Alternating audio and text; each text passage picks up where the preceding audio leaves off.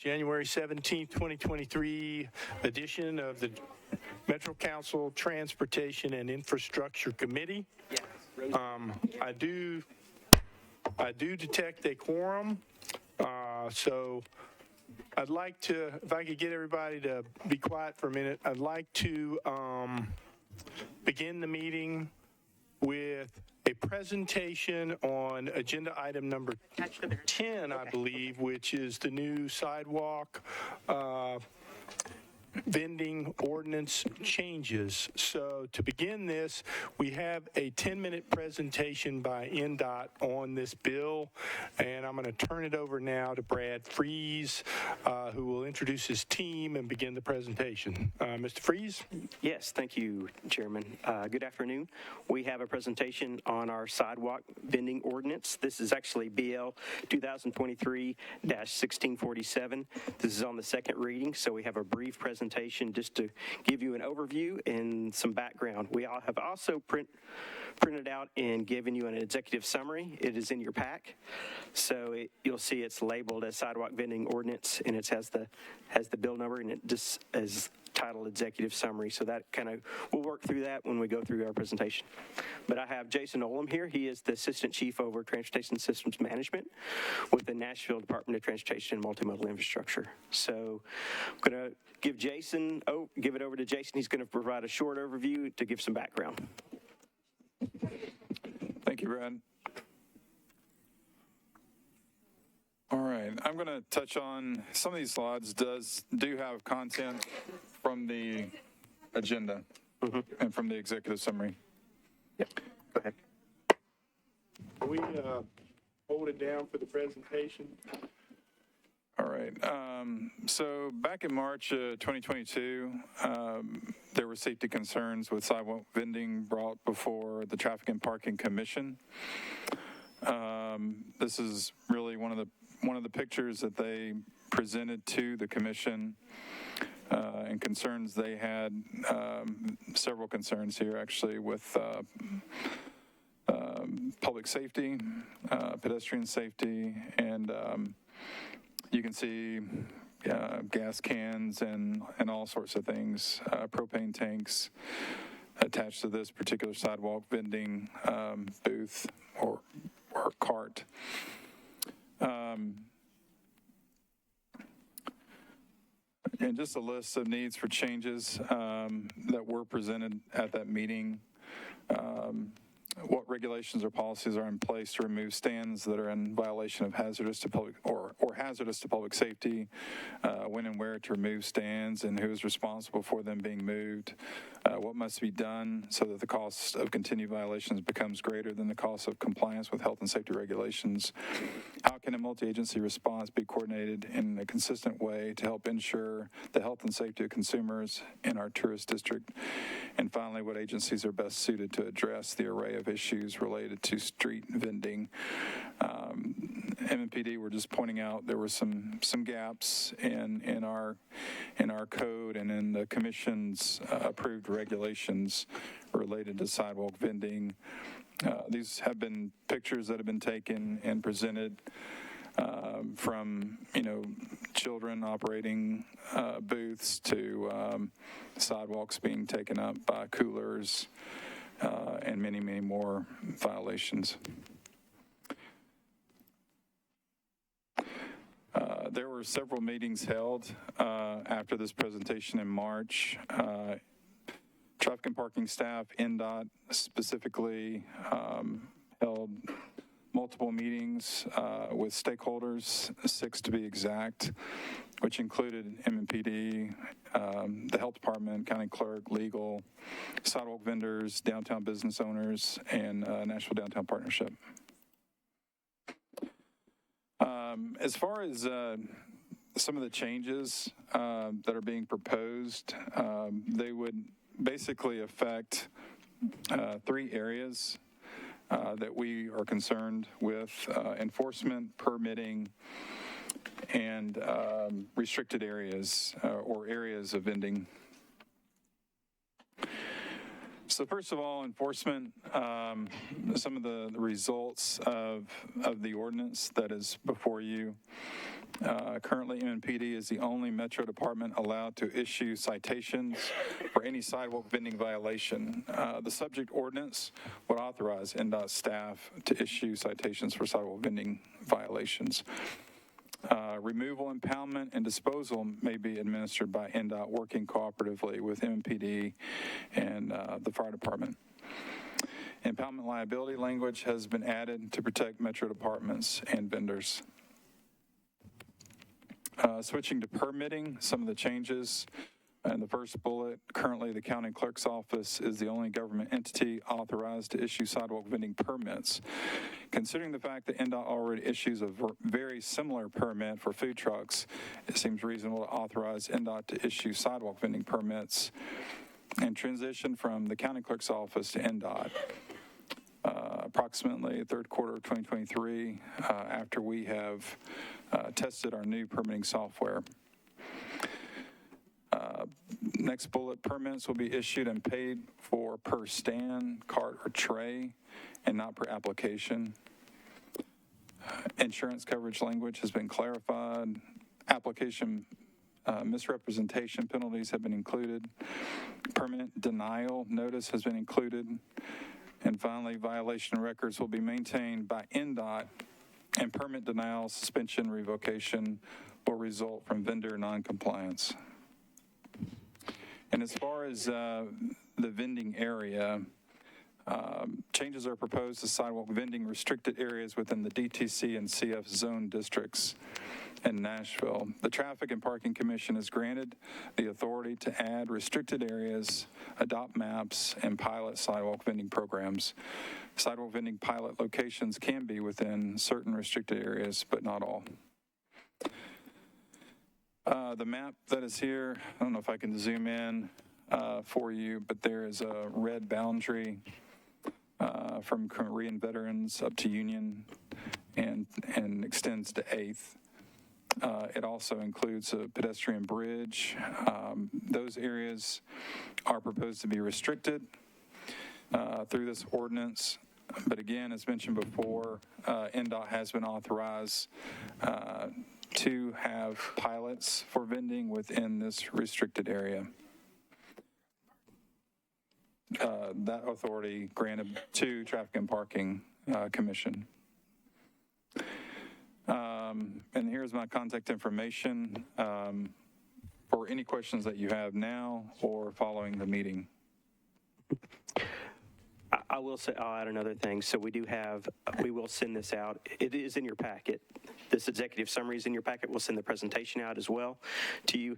In addition to that, we do have some other supporting documentation that'll show you what were changes in these categories. We've kind of highlighted the different areas of the code that have been updated, so we can share that with you as well, so you can see that for your reference.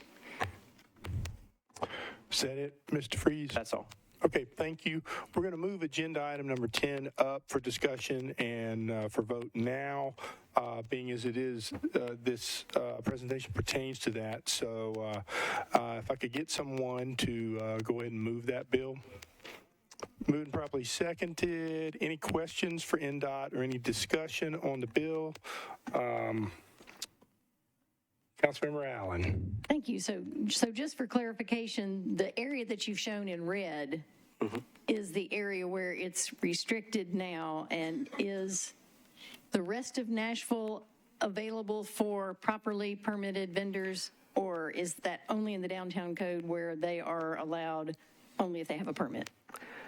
So it is in the DTC, actually, currently, per code. Per code. Yes. So it's not a change. So if someone is in one of our little commercial areas outside downtown vending on a sidewalk, they are currently in violation. That's correct. And will continue to be That's correct. in violation. Okay, thank you for that clarification. Councilmember Henderson. Thank you, Councilman Pulley. Thank you, Chair. I did just want to take the time, Chair, to thank staff, Mr. Oldham, Mr. Freeze, Mr. Smith, those NDOT staff supporting Traffic and Parking Commission colleagues on which I serve as your representative. As you saw, 6 stakeholder meetings. Appreciate sidewalk vendors, mayor's office, downtown partnership, a whole host of stakeholders engaged in this process. A whole lot of turns on this legislation. It was kind of a vast area of code. Ms. Costonis at legal, just, turn after turn and a fair amount of scrutiny and detail. Appreciate them briefing Councilman O'Connell, given the large impact on his district, and Councilman Pulley. And so in addition to staff and thanks to them, I just wanted to express that, and I'm available for questions as well. Thank you. Thank you, Councilmember Henderson. Councilmember Young? Thank you, Mr. Chair. Not being really familiar with, I guess, the special event permit process either, if there are things like CMA Fest and things where the large parts of downtown, how does this impact that as far as, say, someone who is, because when I've gone in the past, you might have someone who's not affiliated with CMA, but has got a cooler and selling bottles of water that I particularly was very thankful to find. But I guess when it's inside a special event zone, I guess would that supersede whatever we have going on? It does, yes. Okay. That special permit actually provided for that event would supersede that, and they would have to be required to be permitted from that event, at that event, to be there. Thank you, Councilmember Young. Councilmember O'Connell. No, thank you. Mr. Freeze covered my point. And just to think of those as distinctive things, those special event zones do speak to vending specifically. And so, Mr. Chair, I think between the two pieces of legislation, we've got, I think, a reasonably appropriate vendor access scenario for most of the events that are occurring downtown, as well as ordinary business. Thank you, Councilmember O'Connell. Any other discussion on this bill? Seeing none, we're ready for the vote. All in favor? Any opposed? We recommend approval. Thank you very much, Mr. Freeze and staff. And we will then move on with the consent agenda on resolutions. Following items, I'll just number them and then go back and read the captions. If you want any pulled, just let me know. Right now, RS 2023-1945, 1946, 1959, 1960, 1962, 1964, 1965.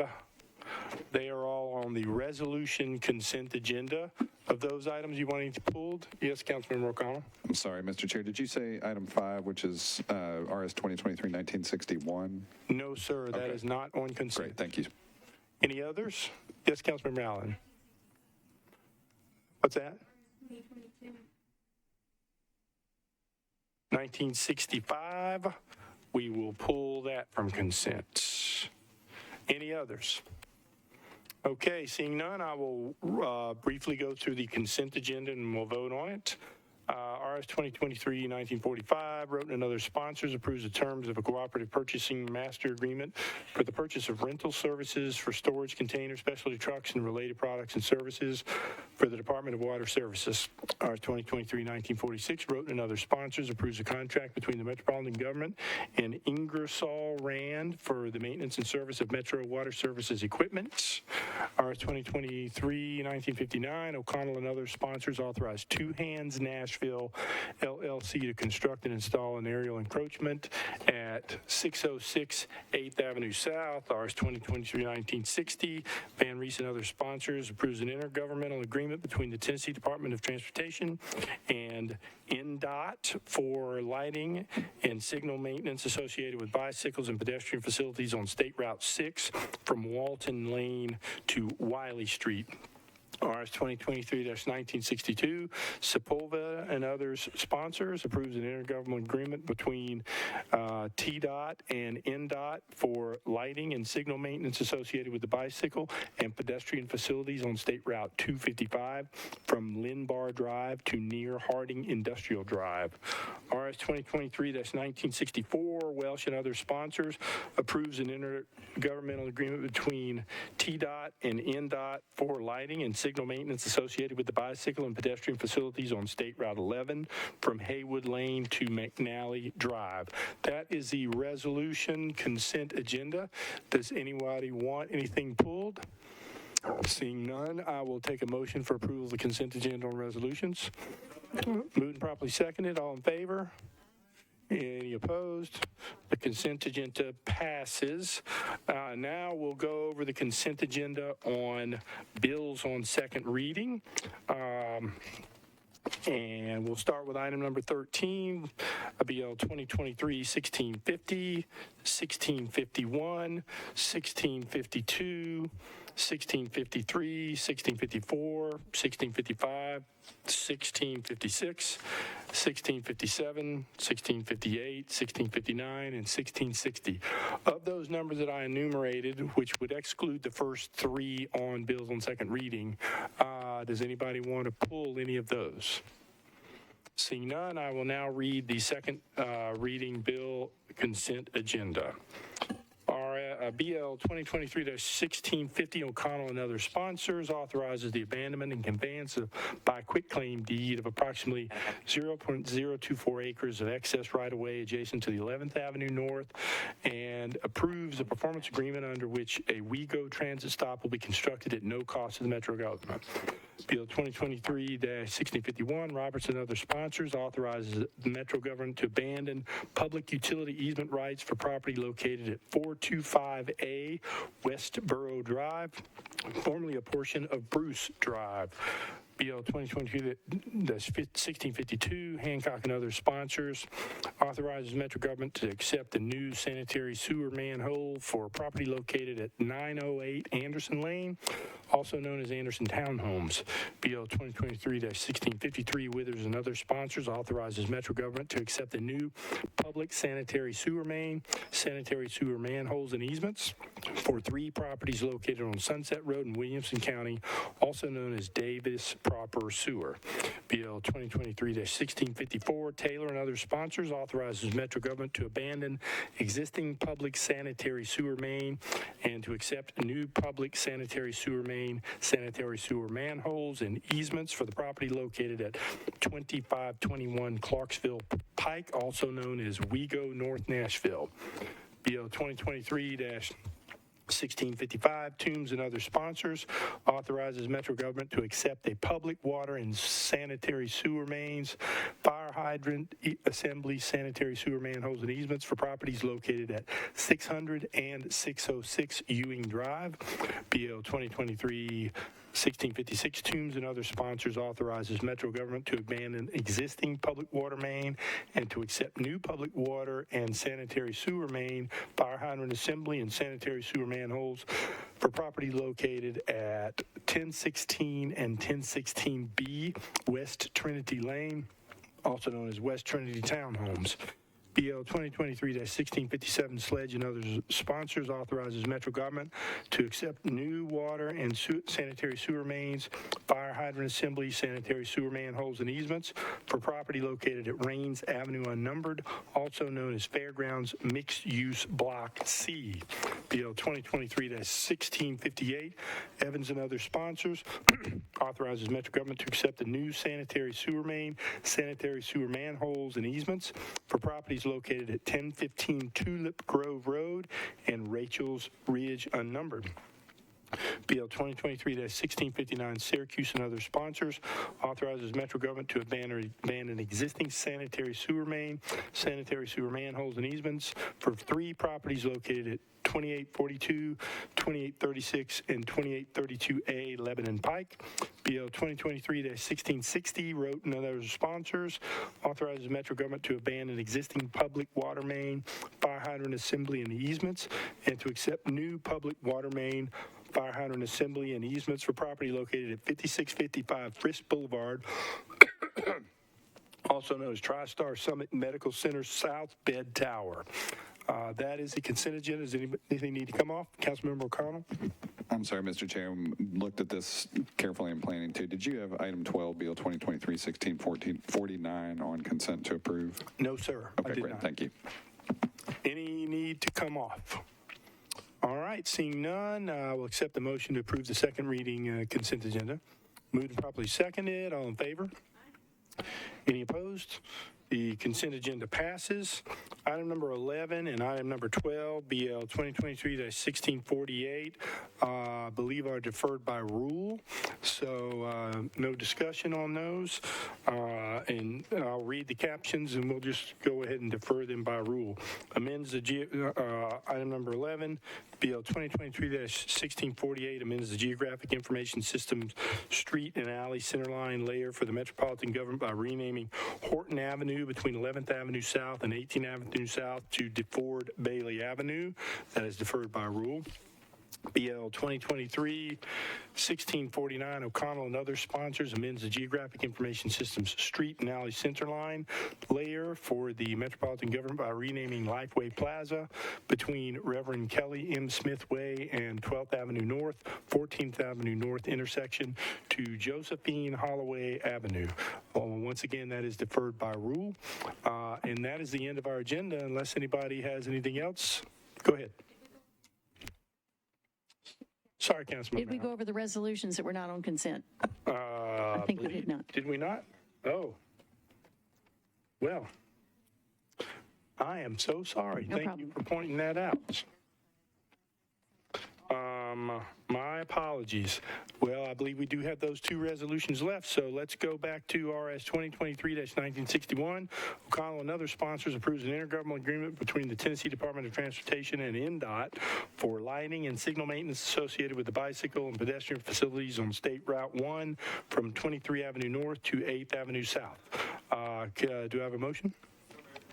So moved, properly seconded. Any discussion? Councilmember O'Connell. Thank you, Mr. Chair. I would just love a brief explanation of what is actually happening here, because I don't automatically associate lighting and signal maintenance with bicycle and pedestrian facilities, and it's a state route, so I'd just love to hear the department describe this in a little greater detail. Director Alicorn or Director Freeze, go right ahead.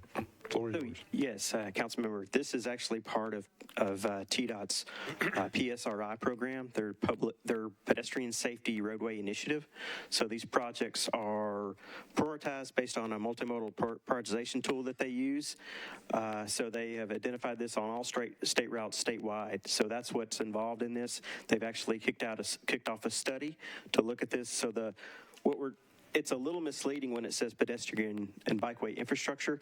They're really looking at things that can be done very quickly, like signal timing, lighting improvements, pedestrian phasing, pedestrian crossings. So that's really what they're looking at. They're currently under design with this, so we don't have all of what they're proposing so far, but that's the magnitude of what we're talking about here.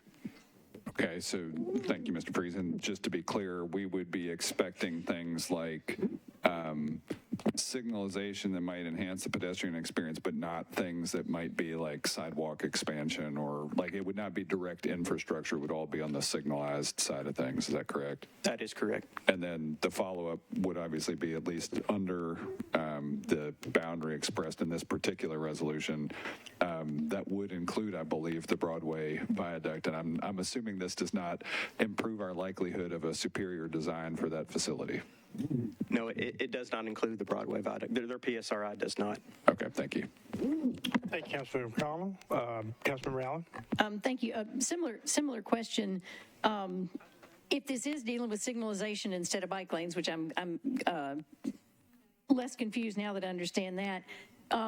I know that there was a death at 31st and West End because of a signalization issue. So I would be interested to know how they chose those boundaries and why they're not including an intersection that, or what data went into that, because there are issues with vehicles turning right and signals telling the pedestrian that it's perfectly fine to go that could save lives. So is there the possibility of expanding that to include or substituting that intersection for one of the ones that is included?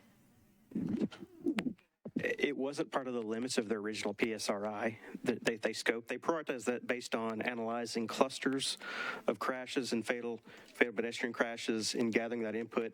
And they also engaged in stakeholders. NDOT has been a major part of those stakeholders. I'm not saying that it can't be included because we're still going through that discussion, but it was not part of the original scope. But it does not limit them from coming back and doing an additional study. Gotcha. So that was the original, and then with this additional crash, unfortunately, that occurred, they will most likely come back and do another study starting from there and beginning further. Okay. So this is from the point, as he had mentioned, the original, but that doesn't limit us from having another study request. Gotcha. Which we've Okay. already asked for. Okay, good. Well, I will support you in that request. Thank you. Thank you, Councilmember Allen. Any other discussion? Councilmember Henderson. Thank you, Chair Pulley, and my apologies. I know that among the 6 items on our agenda with the intergovernmental agreements with TDOT, not all those were pulled from consent, but I just did want to ask kind of a general question about those in the context of one of the specific items. I guess my question, bicycle facilities were specifically mentioned. I think I'm having a little bit of confusion and wanted to make the suggestion, Chair, and to NDOT and our staff going forward. Appreciate that these are state routes, but I think it would always be helpful to the public and the council to also know the name of that street. And so that it just is kind of a process thing. I think we should always make sure the caption, in addition to the state route number, has the name of the street. I think that would be helpful. And so what I think I overheard, Chair, and I apologize, I was a little bit distracted there, was that these are sites that have been identified because of crash history. Is that correct? Councilmember, yes, that is correct. Okay. And I think too, could I ask kind of in the aggregate, we are seeing 6 of these here. Is this all that we're going to see for the year? Or are these moving pretty consistently with a pattern of investment? And if you could just sort of contextualize it more broadly with the Vision Zero work and the partnership with TDOT, please. Yes. So as far as the PSRIs, this is not all that we'll see. There's actually 9 projects that are in Davidson County that are part of the PSRI. And we're actually in meetings with TDOT now. So it will be part of what we brief as part of Vision Zero too, especially with the task force in including them in those discussions. Okay. And I guess then my last question is, along routes, obviously there are points or intersections of concern, but I think, we're all mindful as these pikes and state routes go through our district, the importance of kind of continuity from a signage standpoint, from intersection treatments. And I have had some concern that while I appreciate we are addressing specific areas of concern, that's a little bit kind of piecemeal, right? And we implement a new sort of treatment here, but further down the pike, it's not like that. And so can you speak to kind of continuity in corridors, and as you're addressing specific areas of concern, how you're working with TDOT to make sure we have continuity through the corridor, please? Yeah, so great question. So Councilmember, we do work a lot with TDOT, making sure we have that consistency along the corridor. They're not going to, the designs that they put forth are going to be subject to our review. So we will be reviewing their designs if it's something that's inconsistent with the corridor and other strategies. However, we don't want to limit trying additional safety mitigation strategies that they will be doing out there. So we are looking at more transformative projects along the pikes that are beyond what the scope of these PSRIs are. So we are taking a holistic look on the pikes specifically. And I think Director Alcott. And just to add to that, Councilmember, we do try to push the limit of the boundaries in which we want this done, but TDOT does have a certain amount of starting and end, and then we make requests to do another pickup from that point to the next point, and next point, the next point. It is following the high injury network based on the data we collect through Vision Zero. So unfortunately, we don't always get the boulevard done at all one time or the pikes all done at one time, but we're not letting any of those areas drop. But we are unfortunately getting them one second section at a time. Okay, and last question, Chair, if I may, for the administration, for Mr. Jameson. Mr. Jameson, can you speak to, from a budgetary standpoint, at the state level, since we know our high injury network, the majority of our fatalities do happen on our state pikes. We know that is inextricably linked to design, design speed. We're grateful for these partnerships with TDOT. This is good work. I'm glad we're doing it. But the orders of magnitude, the scale at which we need to work with our hub and spoke system and all these very dangerous pikes, what are we doing at the administration mayoral advocacy level with the state to make sure that we, Knoxville, Chattanooga, Jackson, every city has these high-speed state routes where they have the most of their fatalities. And I want to make sure the state budget reflects that, not just for our city, but for all cities. And so what kind of advocacy work are we doing in that regard? Who serves on that committee? How are we speaking to them? What are we doing to make sure there's more money in the state budget to address state routes? Thank you. Thank you, Councilmember. Ginger Hauser, our state legislative liaison, is not here today, but just working beside her, I know that number one, we do prioritize through the state all grant eligibility on state routes because it maximizes our spending leverage, and we apply our dollars there as best as we can, including within capital spending plans. We itemize dollars that have leveraging dollars through the state. That is wholesale. She works through three separate lobbying firms that have reached out in coordination with NDOT on maximizing the grant funds eligible for the hotspots, the Vision Zero high injury network locations. That's been a consistent theme since the adoption of Vision Zero, actually even before that. That will continue into this term with earnestness. Let me check with Ms. Hauser when she gets back, I think on Thursday. She's in DC at the conference, and just update you on what additional details she's pursuing. Thank you, Councilmember Henderson. Any further discussion on this bill? Seeing none, all in favor? Any opposed? The bill is recommended for approval. Now we'll move to item number 7, RS 2023-1963, cash and others. Sponsors approves an intergovernmental agreement between TDOT and NDOT for lighting and signal maintenance associated with the bicycle and pedestrian facilities on State Route 106 from Pierce Avenue to 19th Avenue South. Do I have a motion? All right, moved and properly seconded. Any discussion on this resolution? Seeing none, all in favor? Any opposed? Recommend approval. All right, without any, number 9. Oh yeah, we do have one more. Thank you. RS 2023-1965, Roten and other sponsors approves Amendment 2 to a grant between TDOT and NDOT and to extend the term of the Nashville Complete Trips Transportation Demand Management Program. Could I have a motion? All right, moved and properly seconded. Discussion, Councilmember O'Connell.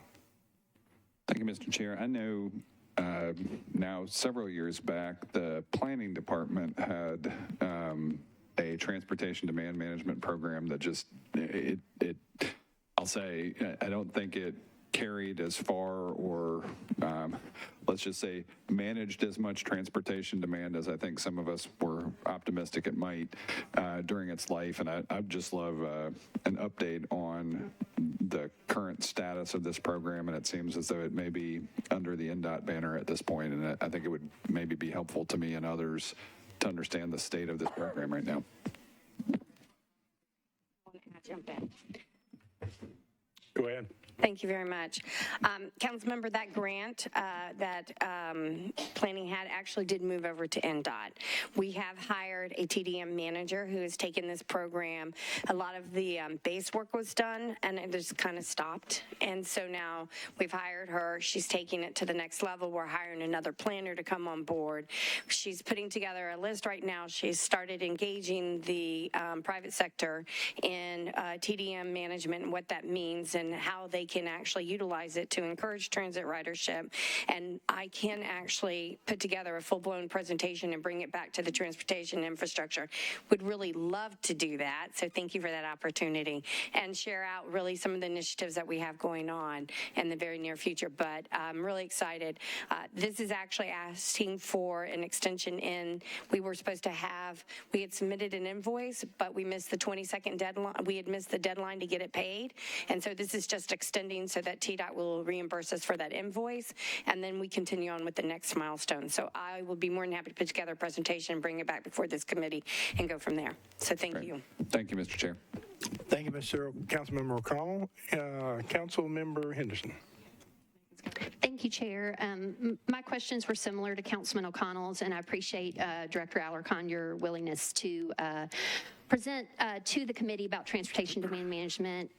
If you will recall, you and I, Mr. Freeze, Mr. Sewell, met several months back talking about parking policy, connect downtown, transportation demand management, traffic impact studies, recognizing that, you know, the horizon is near for the end of this term, and the desire of this body to implement some policy improvements. And so I would ask if you are, I know we've had a fair amount of things that are kind of in a hold pattern because we have had a whole lot of, our smart parking and our connect downtown and all these things that are coming online, and a lot of things that you have been managing, and we do appreciate that. But I think, I'm hopeful before the end of this term that in addition to where we previously were with the program in planning was very much like, hey, corporation, did you know that your employees can take the bus? Yay. I think we want to move a little more towards policy change in that space. And so do you anticipate making policy recommendations specific to whether it's the traffic impact studies, transportation demand management, from a kind of, land use zoning specific plan standpoint? Can you speak to that, please? Director Alarcon. Thank you very much, and thank you for that question, Councilmember. The answer is yes to all of above, and you spoke of it extremely well, because Connect Downtown does play to transportation demand management. It does play to the smart parking. It does play to the overarching policies that we want to make, including to the sidewalk vending that's before y'all today. So I think we're getting in a good place where we'll be able to connect the dots for y'all and bring it before you. And I think you'll start seeing how that comes before you. Some of those policies and conversations we want to have with the council that will help us do a better job of encouraging other modes of travel versus just using a car, and really trying to get away from single occupancy vehicles to where we're looking at all modes and all those opportunities. So we are planning to be before the Traffic and Parking Commission as well as the Transportation License Commission in March with an update on Connect Downtown. And with that will be some high-level recommendations, and from that I think would be a really healthy conversation that will start what those commissions would like for us to look at from a policy perspective that will come out of that will actually play into the transportation demand management, some parking policies as well, all of that and how that packages together. Thank you, Councilmember Henderson. Any further discussion on the bill? Seeing none, all in favor? Aye. Any opposed? Resolution passes, and that is the end of the agenda. And that will conclude the Transportation and Infrastructure Committee meeting for today. Thank you all for attending.